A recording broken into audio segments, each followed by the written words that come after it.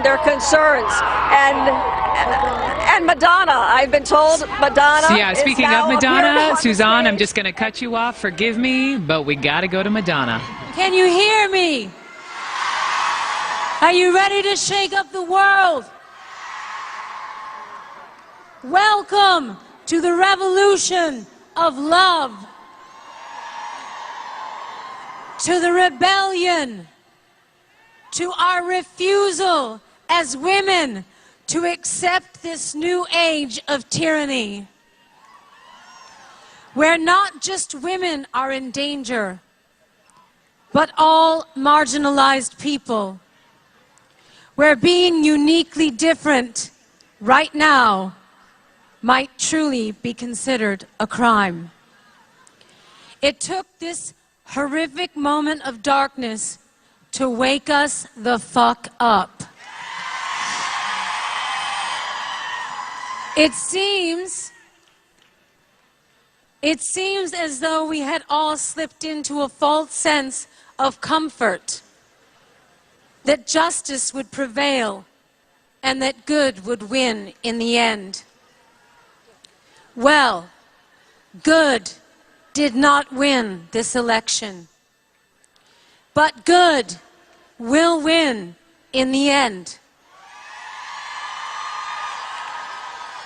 So what today means is that we are far from the end. Today marks the beginning of our story. The revolution starts here. The fight for the right to be free, to be who we are, to be equal. Let's march together through this darkness, and with each step, know that we are not afraid. That we are not alone. That we will not back down.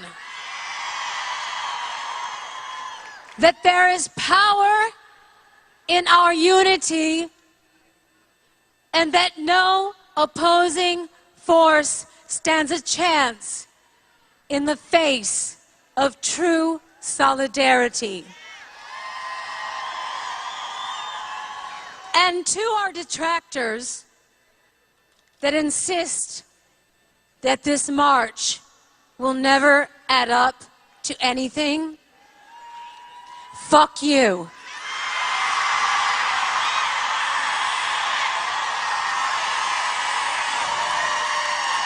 Fuck you. It is the beginning of much needed change. Okay. Change that will require sacrifice. Okay, we're going to pull out of that because some of the language used. It's Madonna. We didn't know what she was going to say. I've got Jim Sciutto and Dana Bash sitting listening to this. I mean, the one and only Material Girl up on the stage. I spy Amy Schumer over her shoulder. It's a show of force with, I know, all these celebrities. I mean, we heard Donald Trump say, I don't need the celebrities. And I mean, the man won the election. But what do you make of her message? I think that this is incredibly powerful and important.